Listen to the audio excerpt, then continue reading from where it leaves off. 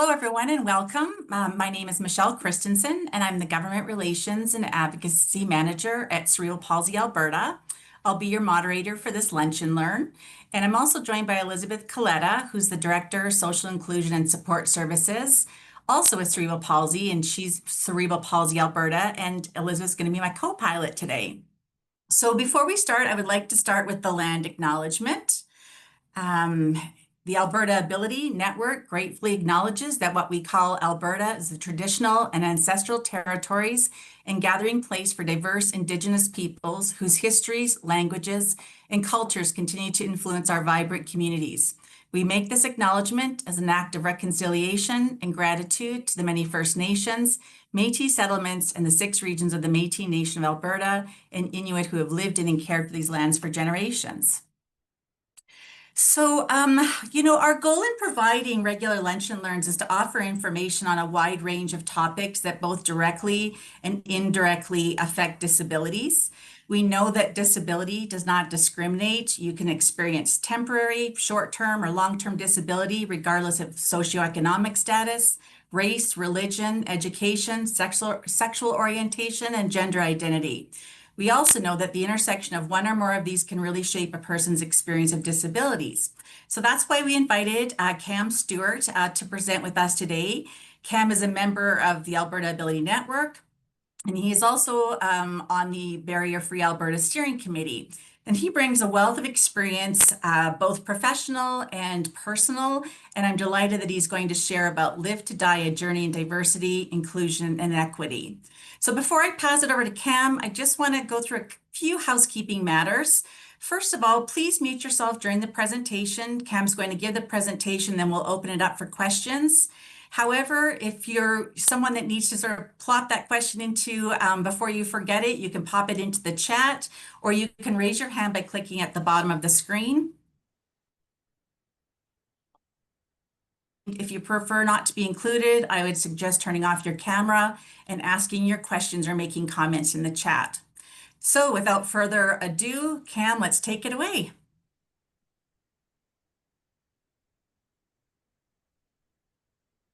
Yeah, afternoon, everyone. Can you see my slide deck?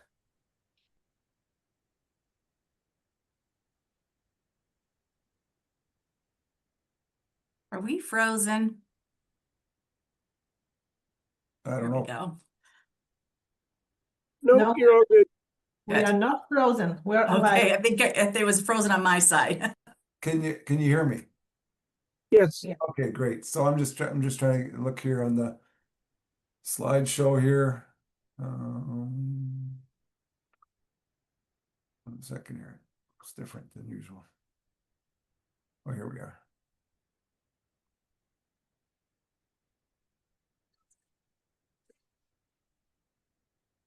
Yeah. Hey, good afternoon, everyone. So question here to everyone. Again, this is a bit different, but usually I give my talks, either keynotes or lunch and learns, to community service groups, different areas. Usually it's in person. So this is going to be different, but hopefully you can see me, because I enjoy doing this talk, so I'm kind of animated.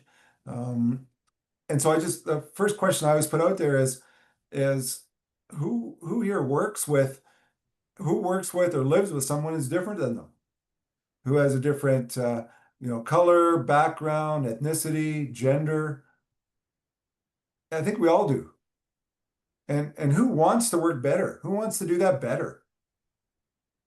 And again, I think we all do. And so this is the sign you've been looking for. This is the little conversation that I think we've all been looking for. And I'm so happy to share my journey.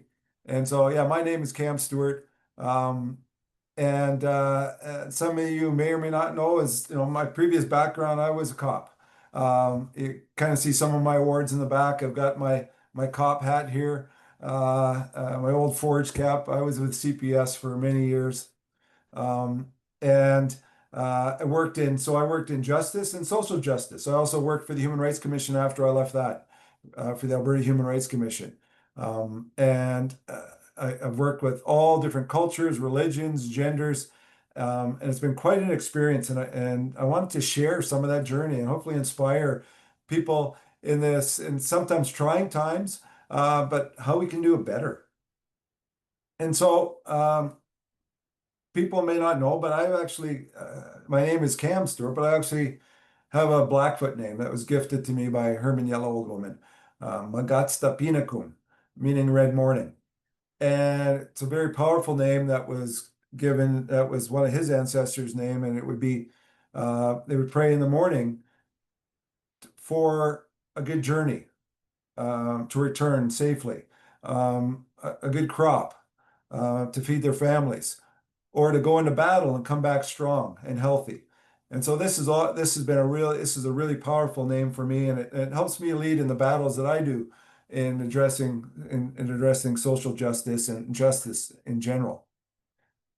So I'm going to start with an indigenous saying, Hokehe.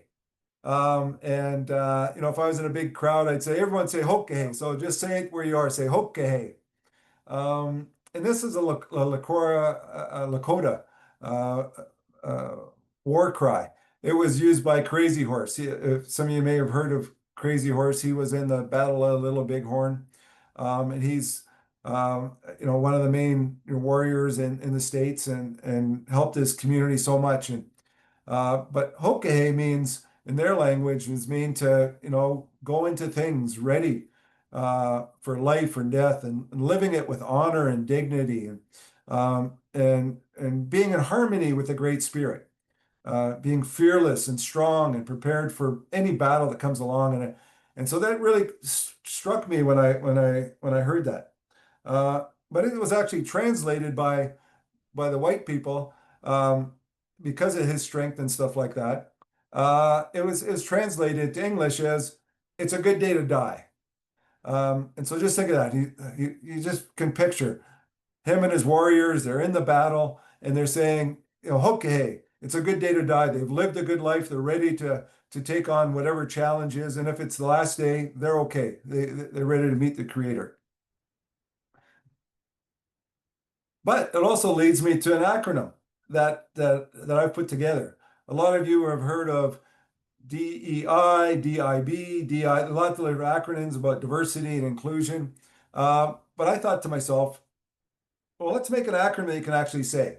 And so DIE, just like it's a good day to die, but DIE. And to me, this really made sense, because, diversity is a fact. Every one of us in this call, every one of our families is different from the other. As a policeman, all fingerprints are different. All genomes are different. When they do the DNA, we're all different. Every one of us is unique. Inclusion is the act. That's what we do to make things different, and how to bring people in to our tribe, to bring people in to our work, to the things we do to remove the barriers. Talk about barrier-free Alberta, Michelle. How we remove barriers to actually include people. And equity is the impact. That's the impact we want to have, to make sure everyone can participate freely in society, no matter who they are, what abilities they have, where they come from, that they can be the best that they can be.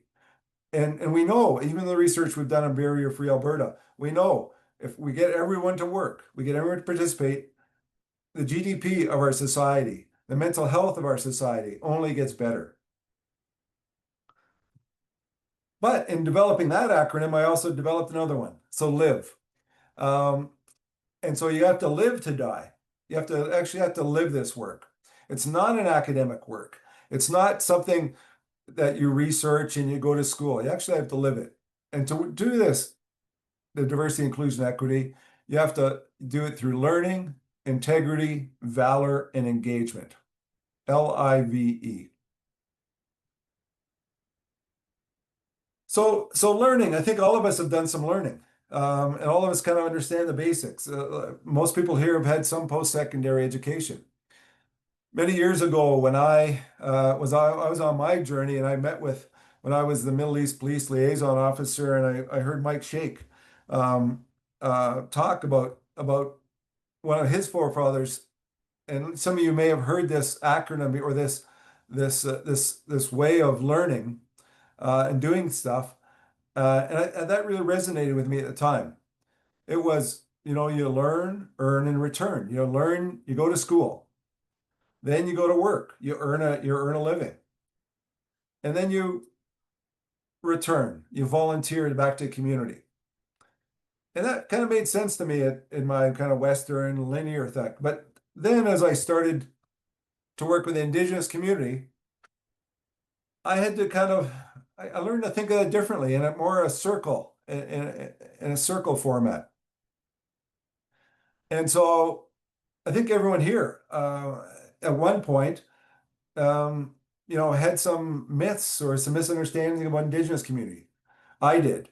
As a policeman growing up in Eastern Canada, coming out west, and seeing only the negative parts of our Indigenous brothers and sisters, I had a negative perception. And I thought different, and I really tried to make sure my actions didn't follow that, but it was very hard sometimes because I didn't have the facts. No one taught me about residential schools or the 60s scoop or current realities on the nations. And so I didn't learn the truths. So I actually had to unlearn a lot of things.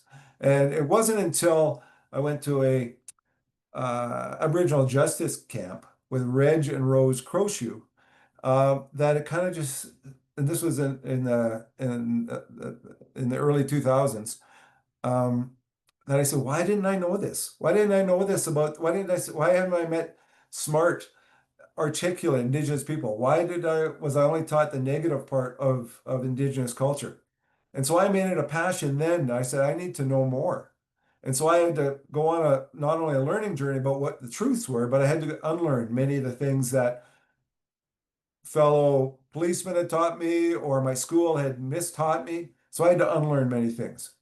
Then I had to earn respect. I had to go into community and I had to earn and work in community, and go to sweats, and I went to vision quests. And through this journey, I received an eagle feather from Elder Doreen Spence, and it was in a ceremony, a big community event, and I hold this still close to my heart. The eagle is a very sacred animal in the community. Um, um, then as I started to earn the respect of the community and work more, that's when I got my Blackfoot name and a big round dance up at the police gymnasium, 500 people there, where I was rebirthed into the community with my new name. And so I had earned the respect. And then as I kept on going back and forth and learning more, I started returning back that knowledge to my people. I was given gifts through the elders, Casey Eagle Speaker, Doreen, Reg and Rose Crochew, many other elders and knowledge keepers. And I was able to, they allowed me to share and return that back to my tribe, the male, pale, and stale, and give that back to them. And so I have certain rights and responsibilities. But then that didn't stop my earning or my learning. And eventually I was gifted a pipe, and so I'm a pipe holder, and to me that was almost in a Western way. It was my educational transformation. My feather was my BA. My master's was my name, and the pipe is my PhD in the community. And again, all of these things, it's not an end of a thing, it's continues. So I continue to learn, earn, and return my knowledge. So the next part of live is integrity. And I think, a lot of people understand it means being honest and transparent, upholding, building trust. One of my elders, Casey Eagle Speaker, many people know Casey here. He has a saying that he's allowed me to re-say on his behalf and share it. It's relationships are built at the speed of trust. And so I really think trust is really important to the community. And so I have this picture here. This is a centurion. And when I was a policeman, I remember seeing a movie. It was called The New Centurions. And it was about a New York cop, a rookie who was getting taught by a senior cop. And every day, this officer, he talked that we are the guards, just like the centurions were the guards of the Roman Empire. We're the guards of the community and we represent the mayor and the police. And when we put on our hat, our forge cap, and we put on our vest, our bulletproof vest, and put in our gun and all our webs and stuff like that, we're like the centurions guards. We're putting that on. And I felt that. I felt my body change. I felt people change towards me. When I put on this uniform, people looked at me different. The title, constable or sergeant, people looked at you different. But they also looked at you distantly. When I drove in my police car, it was like driving a chariot, that it was an us and them. It was, a lot of times it was that back the blue. My police brothers and sisters were more important than the community. The thin blue line, you maybe heard of that. And I didn't like that. And so I actually, for integrity, I had to look inside and say, you know what? I had to take off my uniform. Even though I was wearing it, I didn't want to pay that role all the time. I had to look at ways to do that. I think what I learned from that experience is that we all have roles. We all have hats, managers, directors. We all have positionality in society. And I think we have to look at what we do with that power and privilege. Spider-Man, they have a good quote saying, talking about using your power for good. So what I did when I was a policeman, I said, okay, I'm going to use my power for good, but I'm also going to stand up and speak up to power, truth to power, if I need to. And so I had to have integrity. At the end of every shift, I needed to be able to go back when I got home to my family, look in the mirror and said, I did the right thing and for the right reasons. Yeah. So valor, valor in policing, it's pretty easy. So it's bravery, but we're all valorous in this work. When you're working in DI, you have to be brave. We're coming up against difference of opinion more and more. It could be a difference that's on the left side of the continuum. It could be a difference on the right side of the continuum. But we know that, to be brave and take calculated risk to be safe. One of the things that happened when I was a policeman, I remember driving, taking the C train to work. And as I'm on the C train and I'm sitting there going to my evening shift, there was a group of guys and and I overheard them. They were plotting to rob and beat up some gay men on the gay stroll, which if at the time it was about 5th Street and 13th Avenue, Southwest Calgary. And it's where men would meet other men and arrange for consensual sexual arrangements.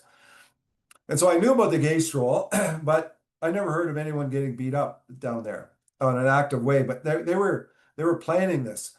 And one of the co-conspirators said to the ringleader, said, "Well, aren't you afraid that these guys are going to report to the police and that we will get arrested?" And the ringleader says, "No, we don't have to worry." So number one, they won't report to the police. These men, they have families. They're closeted. Most of them that come in there looking for gay sex, they're closeted. They don't want to out themselves. So they're not going to report police. And second, I know that the police are not going to do anything.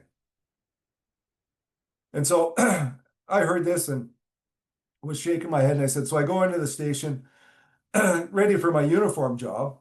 And I go to the sergeant and say, "Hey, we need to do something." And he said, "Well, I'd love to, but we have no undercover people, trained undercover people to work on this." He said, "Well," I said, "I'm undercover, or I'm trained undercover operator. So let me go and give me a couple of uniform guys to back me up, and give me my working partner. He'll also back me up, and let's see what we can do." So I go down there, and after I brief my team, I go down there in an unmarked car, and I went deep undercover. Of course, I wasn't prepared to go there, so I went deep undercover, and I wore a baseball cap, and that this is me going deep undercover. And I thought, oh, they're gonna make me. This is not gonna work. So I pull up around the corner, and I roll down the window. I think we had crank windows back then. This is in the 90s. So I roll down the window and I see the ringleader, and he comes over to the car, kind of like you see when, in the movies when a female prostitute is talking to a guy in a car. So he comes over, he leans over, and we talk, and then he gets into the car. So he's sitting next to me, and we're talking, and I don't know how or when he's going to do it, but nothing was happening. We're talking about sex, but then I said, okay, I'm gonna have to move or get something's going here. So I said, you know what? I'm gonna back out of this deal. I'm nervous. I've got kids at home. I'm married. This is not right for me. So then I put my wallet on the dash, and I keep on talking because I originally pulled it out, but I put it out there as a little bit of incentive. Sure enough, he goes for it. And we get in a fight in the car. He pushes and pulls, and then he jumps out his side. I jump out my side, and the fur is flying. My hat goes, and my glasses are going, and we're into the thick of it. I get him down. As I'm getting out of the car, I was lucky enough I had enough time to call in the troops. They all come in. The 4 cars on the 4 sides come in. Rest him, and his buddies are shocked. They're standing there, standing 6, which means they're kind of standing as lookouts. They didn't move. So I just told my uniform buddies, I said, okay, take him, him, and him. And so we actually caught them all, surprisingly enough. I get back, and even now you can kind of see I'm hyperventilating, that stress, and when you're in that situation, you're kind of your adrenaline's going. And so I get back to the station, and I'm doing the paperwork. And there's a saying in policing is that justice has been done when the height of the paperwork is equal to the height of the accused, and it was almost that much. And so after all the paperwork, my adrenaline's starting to come down, but I'm still breathing heavy. And why am I still breathing heavy? Well, it ends up I got 4 busted lungs out of it, or cracked ribs out of it, close to the lungs. So I go into the hospital. I have to take some days off. I show up at the office, and there's a poster up there in the office, and saying, hey, congratulations, Cams, Queen of Calgary, and people are saying Queen of Calgary, but it wasn't in a pat in the back, hey to go. It was quite derogatory that they meant it like, and somebody actually said, why are you helping those guys out? Like, let them fend for themselves. And so the great part about that was, though, around the same time, shortly after that, the chief's office got a whole bunch of letters saying, and I got personal letters of get well and saying, this is the first time the police have ever done something for us. This is the first time that we've been telling the police this is happening, but no one has done something. And so the community, the LGBTQ community, was really excited that this happened and stuff like that. So, but that's not the end of the story about Valor. And so I'd like to go into part 2 of this. And the part 2 of this is the court case. So I go into the court case again. I'm in my blues, showing up for court, ready to testify. Everyone had pled guilty except for the main ringleader. So I show up at the courthouse, and there, like usual, there's the prosecutor, and sitting beside him, like their best friends, is the defense lawyer. And they're chatting. They're playing Let's Make a Deal. So I stand up. I said, "Yeah, Constable Stewart, ready for the case." And he says, "Oh, don't worry about it. No, we're gonna knock it down to a misdemeanor. Don't worry about it." I said, "What?" He said, "Why?" "Oh, the victim isn't here." And I said, "No, I am the victim, and I am the officer in charge of this case." He said, "Oh, well, it's not that big of a deal." I said, "Yes, it is. This is a hate crime, and it's an assault with robbery." And he says, "It's a major crime, and you need to take this as far." And then he backs up. "Oh, sorry, I didn't mean to." I said, "No, you need to treat this further, or else I might have to escalate this." He said, "No, we'll look at this." And so I had to know my rights, but I also had to be brave enough to talk truth to power, to make sure that this case went the way it should go to make sure it sent the message. The last letter in live is engage. And this is the one I think is most important. I think everyone here is doing this. Everyone here, if they're doing it right, if they're working with diverse communities, people that are different than them, they are rolling up their sleeves. They are actively listening. They're building those strong relationships. And it's been a real pleasure working with the disability community. You know, I've been on the Alberta Ability Network before it was called the Calgary Ability Network for, I think we've got to be like 15 years now it's been going. And the cerebral palsy has just been amazing to take ownership of this and to keep it going. And United Way is supporting it and all the other communities across the province now. And so it's, you know, all the things that we've been able to do and with Barrier Free Alberta and push the envelope against this and the events that have been hosted. You know, that we've been downtown Calgary and parts of our team have been Edmonton on the legislature, and it's just been amazing to do this. But it's one of the things is that I've learned a lot through this experience because I've engaged with them. I've built great friends like Dan here and other people that are on the line that, you know, I've built good friends and trust. And that, you know, that really came in handy a number of years ago. It had to be 5, 6 years ago. I was at work and, you know, at the Human Rights Commission, and I had a traumatic brain injury, concussion, during work, and it was quite, you know, a shock to me because I thought I'll just shake it off. Had lots of injuries playing sports, and I've had lots of temporary, you know, things that made me temporary disabled. But when I had my head injury, um, it really shook me. You know, the fact is, no one can see. You know, they say shake it off. You know, you look okay, but you know, it's you know, they don't know what I'm seeing, and so I really had an inside view of both people with, you know, head injuries, but also with other things like mental illness. Through this injury, I had serious anxiety, depression, and so I had a real insight. Uh, but you know what helped me through it was this community. Yeah, thanks everyone for all your support and everyone else in all the different communities, because if it wasn't for having those relationships and being able to go into meetings and say, you know what, I can't be here for the whole meeting because I'm not well, or I don't think I can make it through a whole meeting.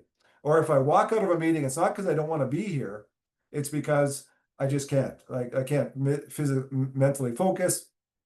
And so, but because I had engaged and built those relationships, it really helped me to understand and to and to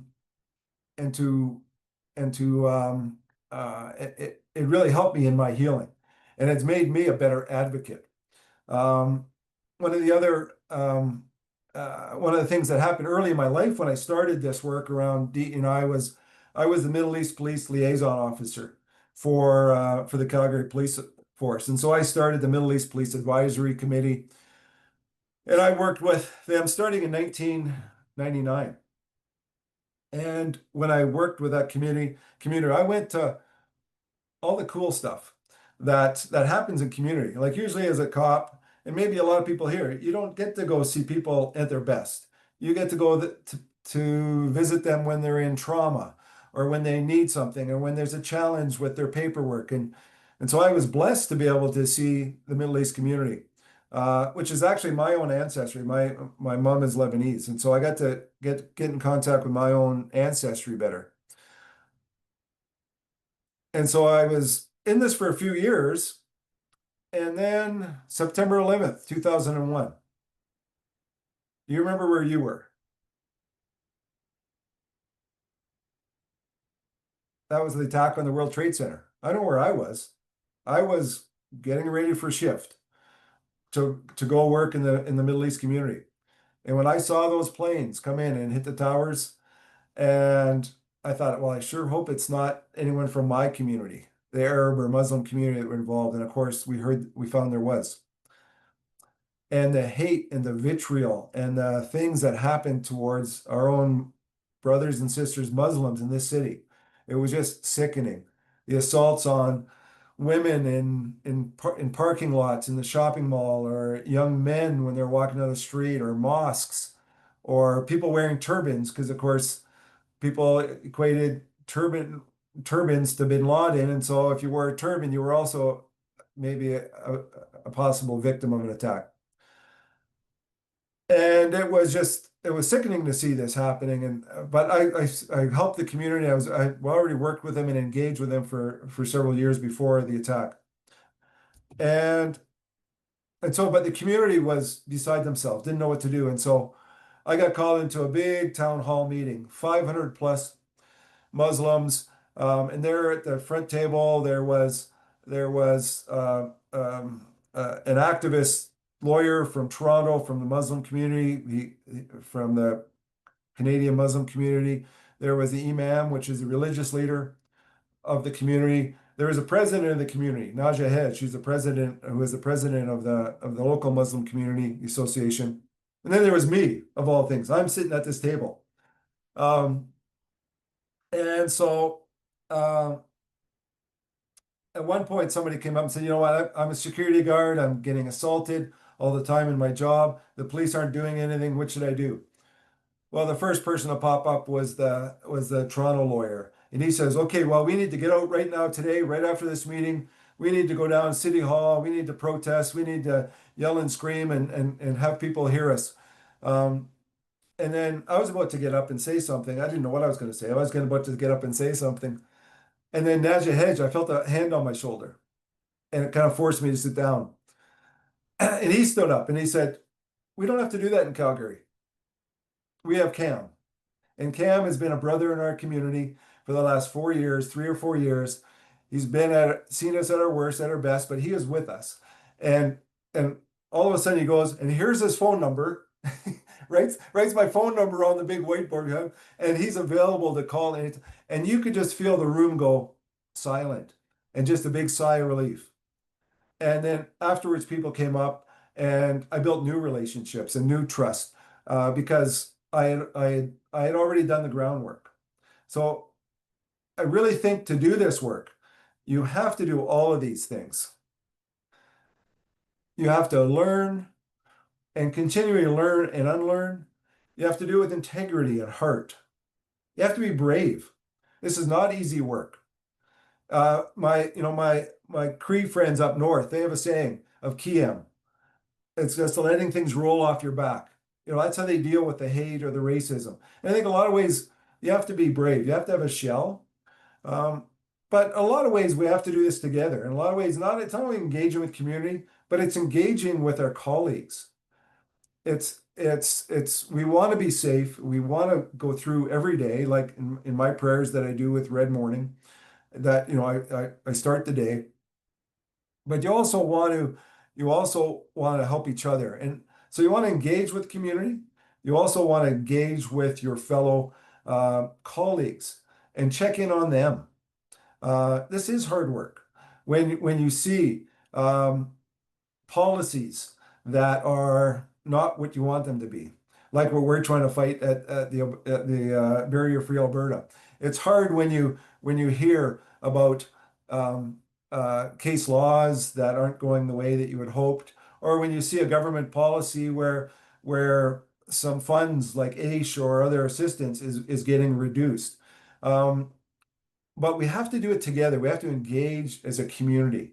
And I think that's what I really like and love about the Alberta Ability Network, is that, and about using this as a community practice, is because we can celebrate when things go good, but we can also commiserate when things are a little bit tough, and ride those waves, because they will get good.